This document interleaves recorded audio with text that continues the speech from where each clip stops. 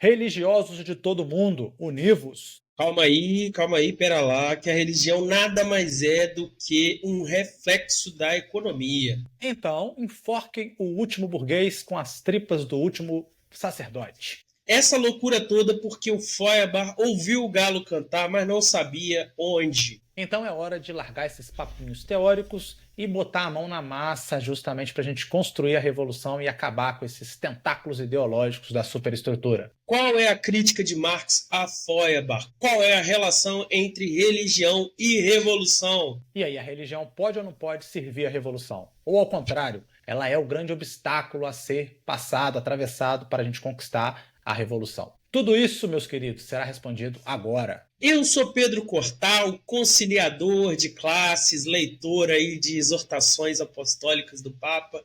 Esse aí comigo é Rodrigo R. de Carvalho, o marxista mais teísta que eu conheço, e vai começar mais um Não Precisa Copiar.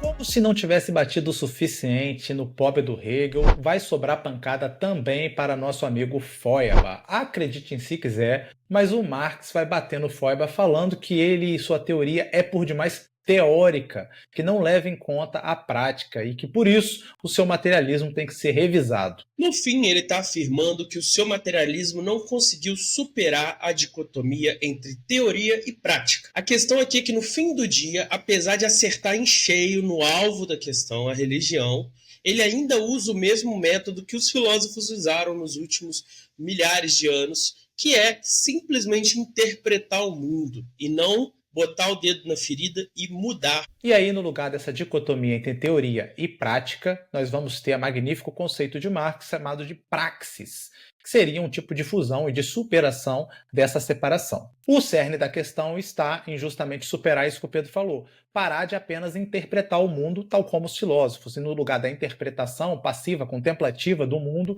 nós vamos ter agora o quê? A transformação revolucionária do mundo. Isso tudo está presente no texto sobre as teses de Feuerbach, que, se eu não me engano, o Rodrigo está aí trabalhando num roteirinho sobre isso. Tá prontinho já. E nesse texto ele vai justamente responder a essa questão da separação teoria e prática e esse olhar contemplativo do Feuerbach. Uma segunda crítica é sobre a própria definição de ser humano. Ele adora esse movimento que o Feuerbach faz de diluir o religioso dentro do humano. Mas ele ainda tem um problema com o fato do Feuerbach não perceber que há um elemento social naquilo que é antropológico. Então ele não coloca isso em questão e tem um conceito extremamente ainda abstrato de ser humano. Então, o ser humano para o Marx, ele é esse elemento social, é a parte mais forte, digamos assim, da definição do ser humano ou da essência humana, apesar que o termo essência é complicado de se usar nesse contexto.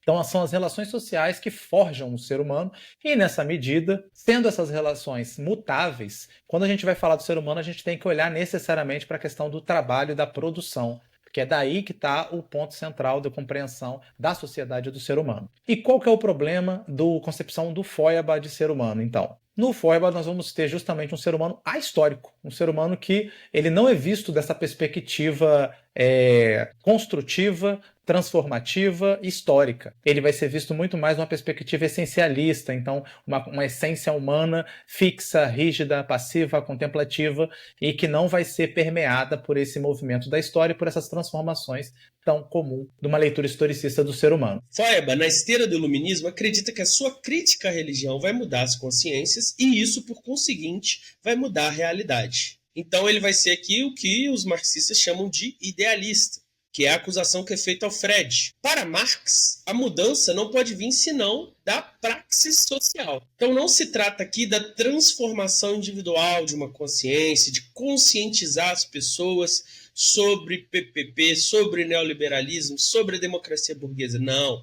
se trata de uma luta política. E os campos de batalha dessa luta são a economia, são a ideologia. É uma luta coletiva, ou seja, é uma luta de classe. Então, o que o Marx deseja? Deseja tirar o socialismo desse pedestal intelectual, né, dessa abstração e dessa formalização e trazer ele para a concretude, o que significa que o socialismo tem que se tornar proletário, justamente se imbuindo ali da praxis do proletariado e a praxis política e da luta de classes. Por outro lado, o proletário também tem que se tornar socialista, então essas duas coisas têm que ir de encontro uma para com a outra.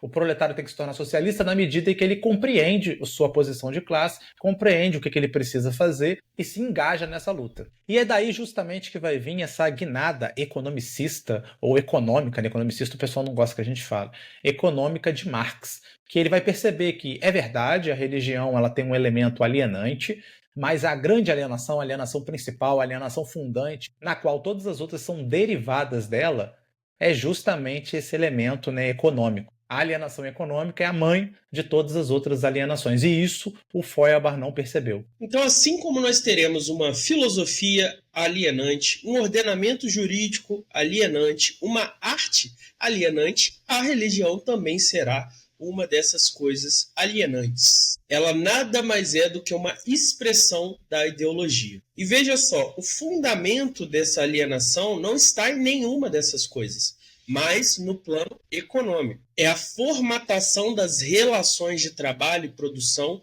que geram esse efeito. Arte, filosofia e religião são epifenômenos dessas relações. Se você acabar com elas, todas essas coisas que parecem óbvias verdades, realidades in natura, vão se desmanchar completamente. E aí essas relações sociais de produção, elas nada mais são do que estruturas econômicas que acabam por forjar justamente essa falsa consciência sobre a realidade.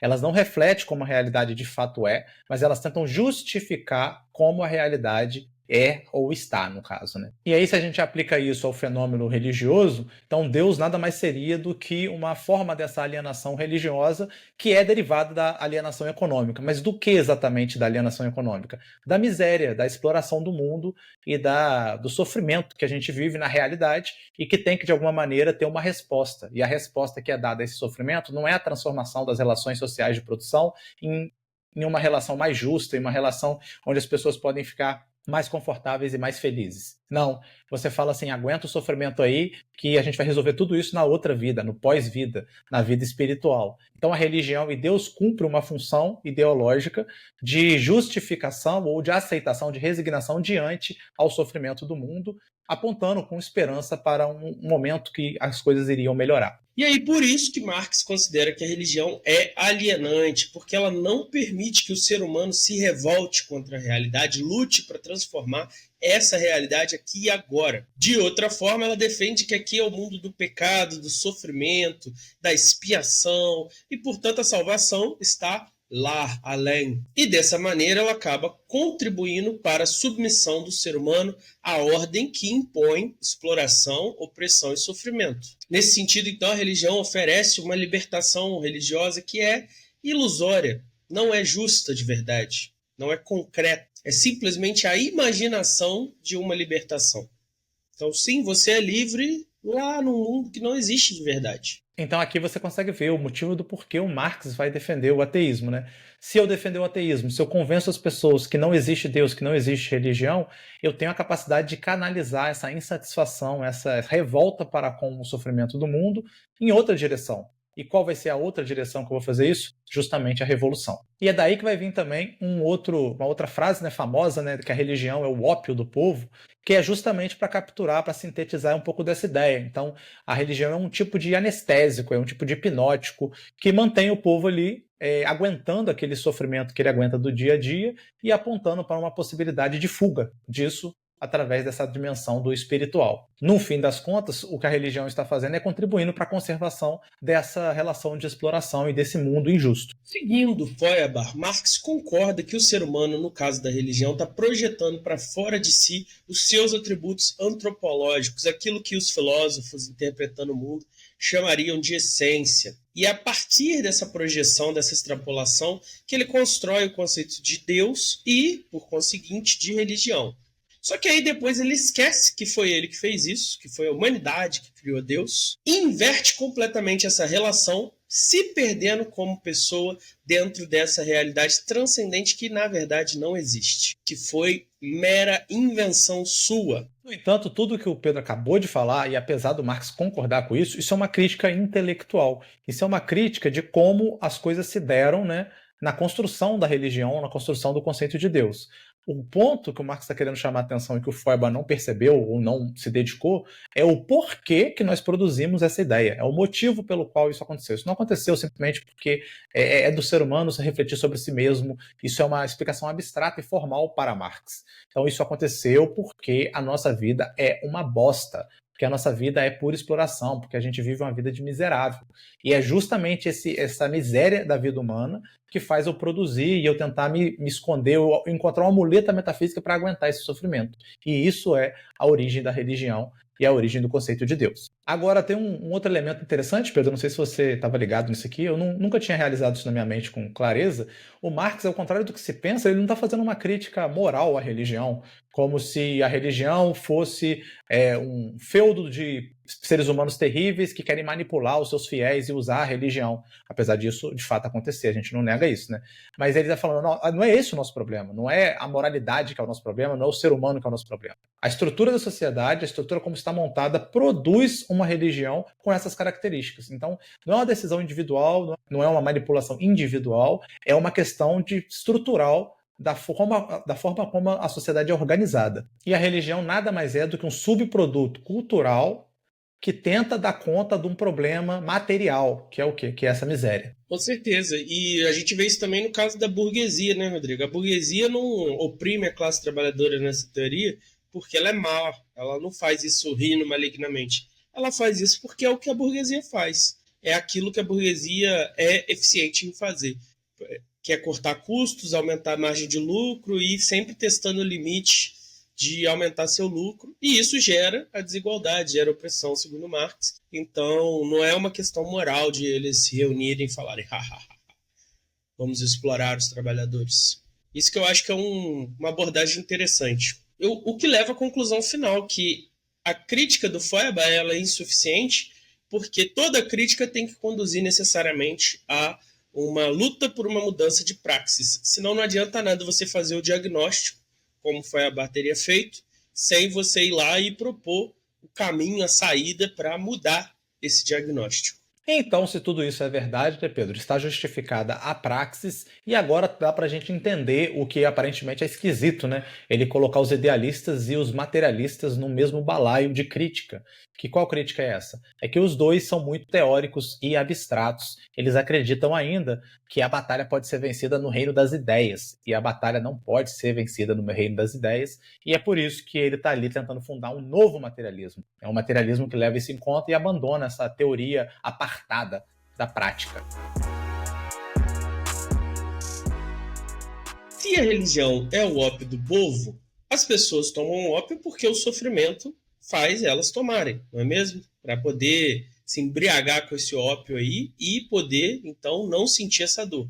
Ou seja, não faz sentido eu acabar com o ópio sem também acabar com o sofrimento. Então, a crítica à religião ela também é um combo com uma mobilização para uma praxis revolucionária. A revolta com a violência, com a miséria, com o sofrimento tem que ser canalizada, esse ódio tem que ser organizado para servir de combustível à transformação da realidade social. Beleza, já sei que eu tenho que agir, né, que eu tenho que ir para a praxis, mas o que exatamente Marx defende que a gente faça, né?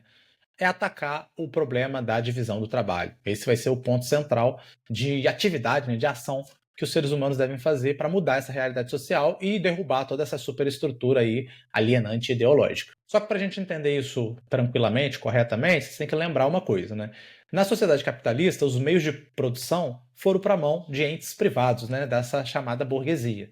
E aos proletariados, às outras pessoas, resta apenas vender sua própria mão de obra. Eles não têm meios de produção para se utilizar e para produzir as coisas, então ele só pode vender a força de trabalho.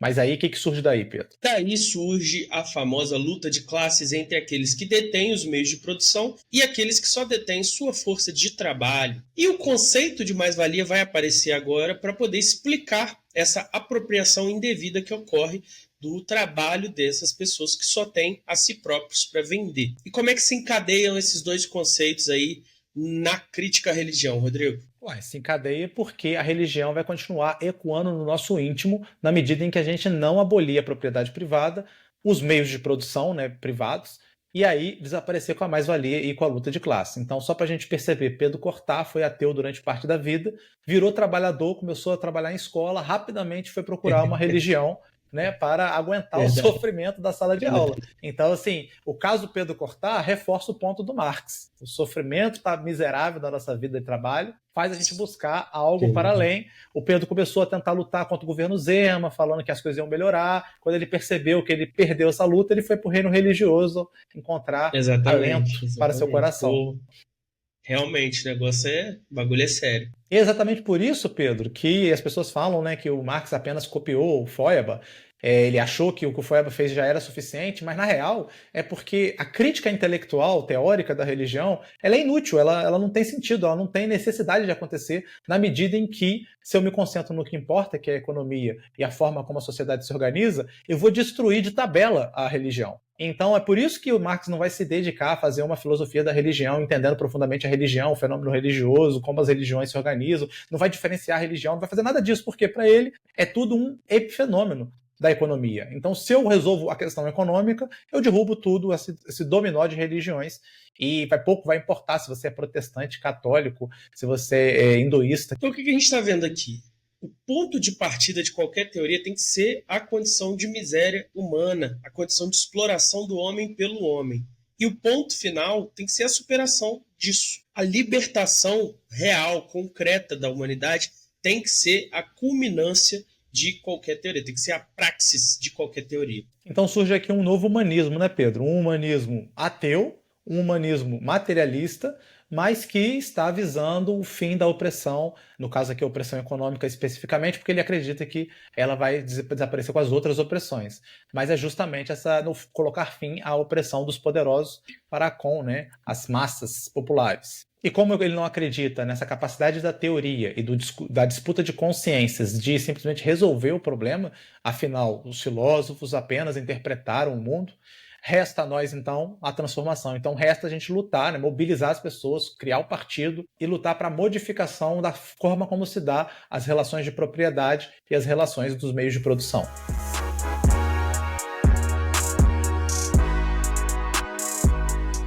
E você aí de casa, será que a religião é necessariamente um instrumento alienante? Ou será que não?